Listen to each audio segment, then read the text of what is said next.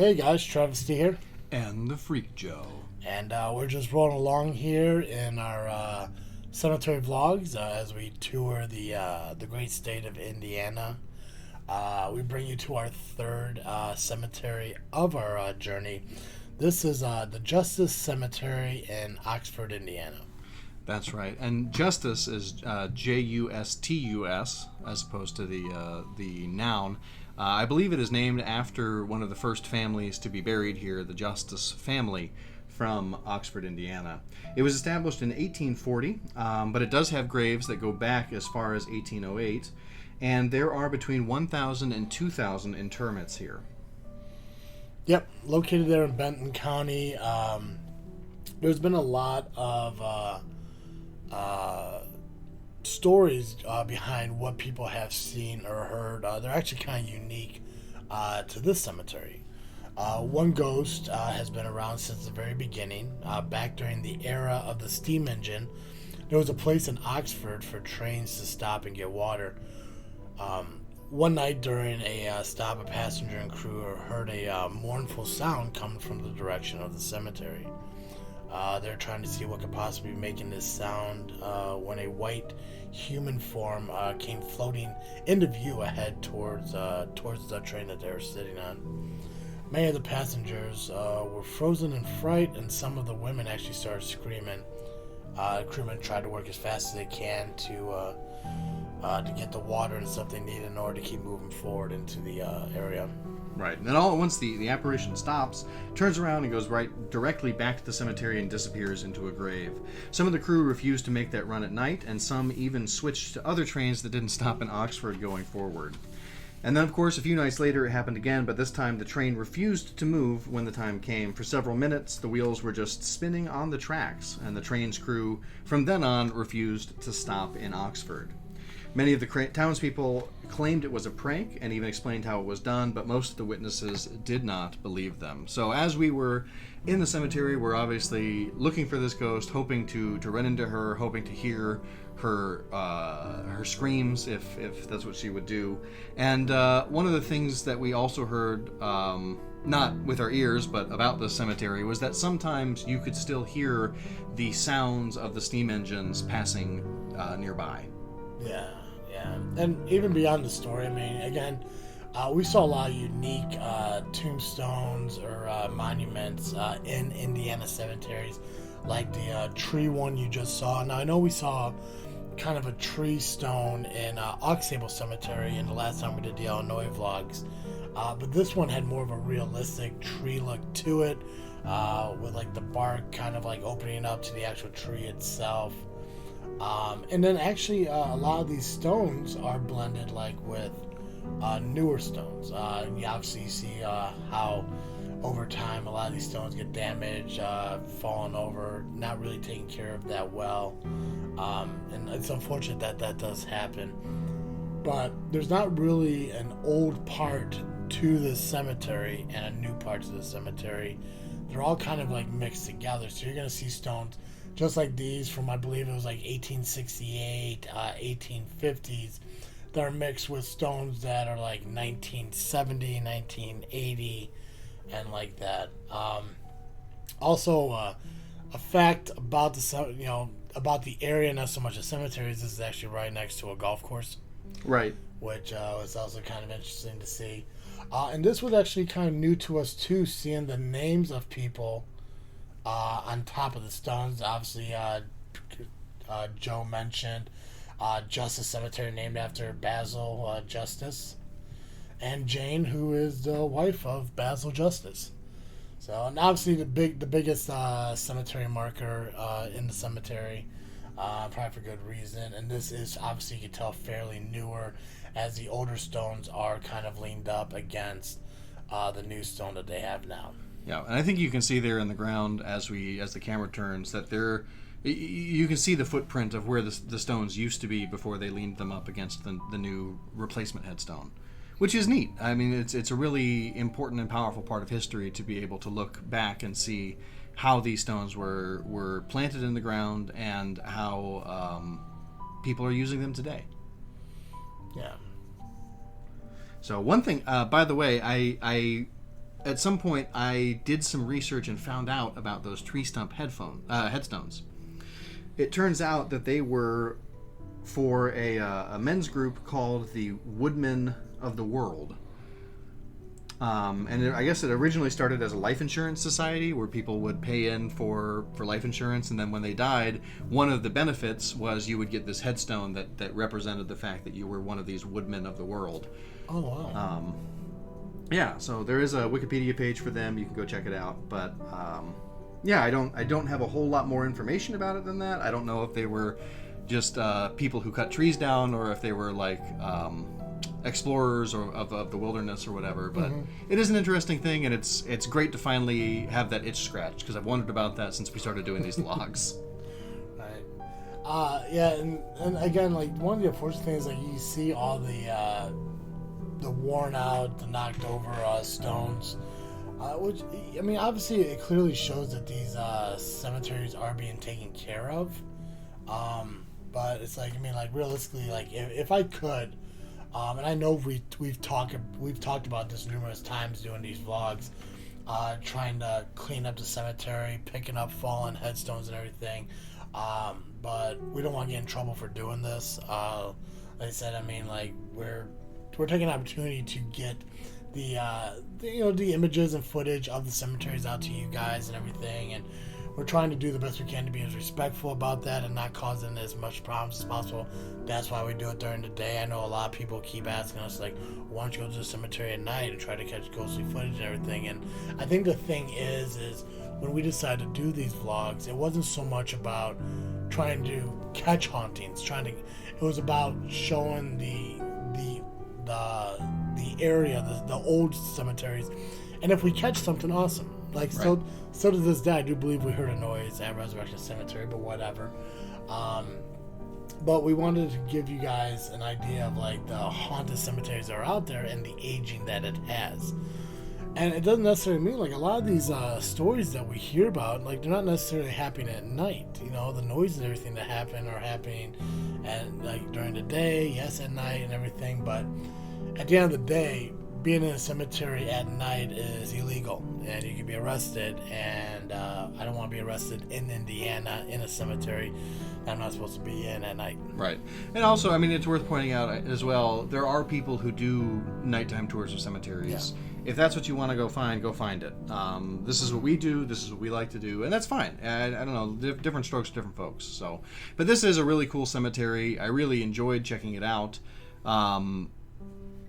Yeah, I don't know if you know this, but I grew up in Benton County, and so visiting the cemetery was sort of like visiting home. I recognized a lot of the names on the graves, especially the last names, as people I went to elementary school and high school with, and yeah, it was a really special experience, I thought.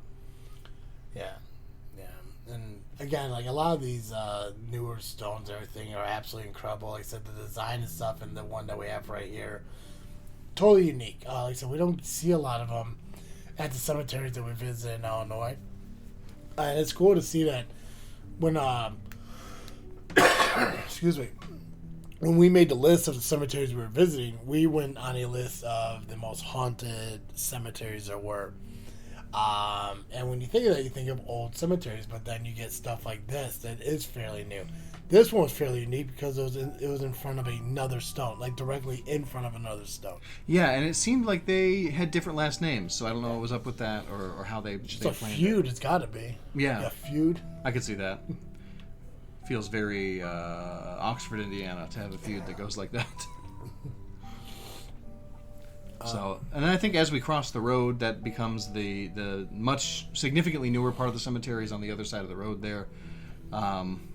Definitely thought we were headed that way right away, but maybe it's coming up. Yeah, and that's the one thing that was kind of interesting about this cemetery is that there was so much to look at that we're not even like halfway through it.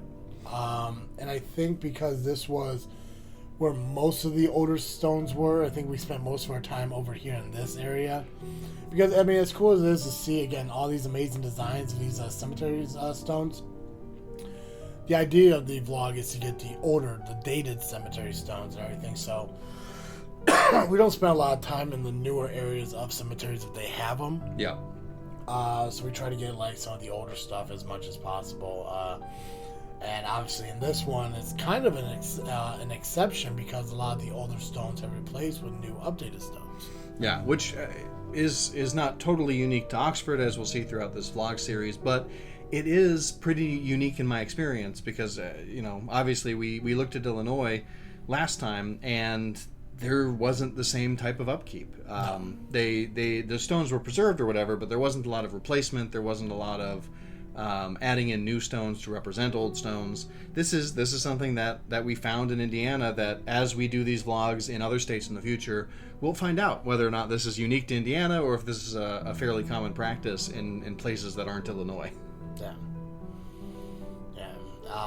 It was really cool to get a chance to do this, and obviously seeing some of the different cemeteries in a different state, how different they are in the sense that I think what it was, and I don't know if you could kind of see where I'm going with this, but it looks like Illinois is better upkept with their cemetery stones, but it looks like Indiana is better at replacing the more damaged ones. Yeah, that seems about right. And I wonder if that's just culturally different. I think a lot of people don't stay in the same place in Illinois like they do in Indiana. I think a lot of people in smaller towns like Oxford, if that were in Illinois, they'd be moving to the city or to Chicago or to Springfield or something for work.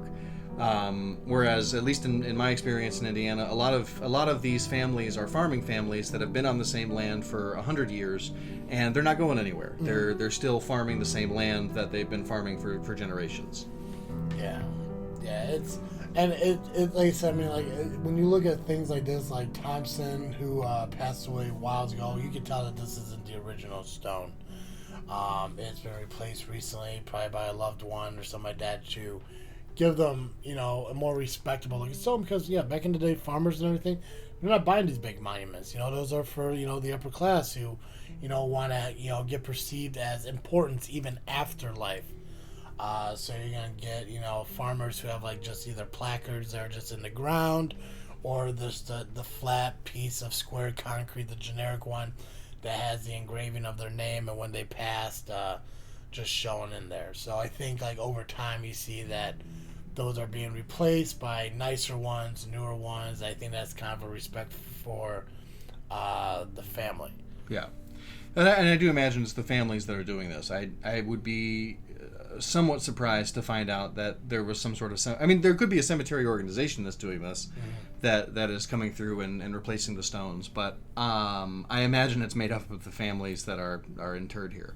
Yeah, and the only reason I think it's the family is because, like, when you're looking at the stones that are replacing the older ones, they're different. And they look like they're more like on the high end as far as cost. Mm-hmm, mm-hmm. Like if they're just replacing a regular stone with a newer regular stone, I can make sense how it could be like a cemetery, like community or group or whatever.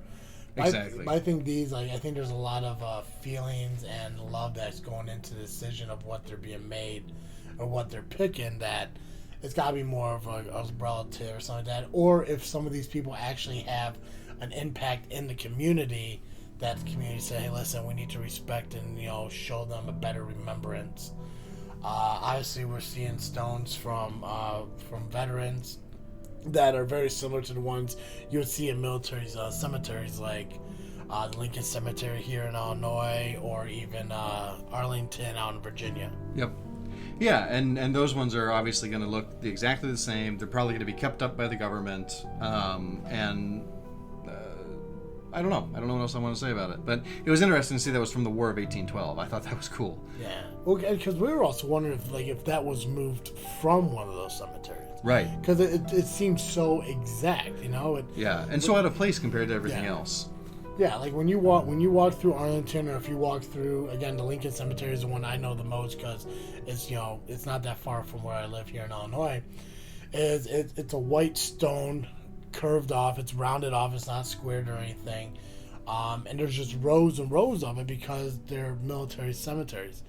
So it seemed like there were people who like maybe reinterred their loved one at a local cemetery and brought that stone with them.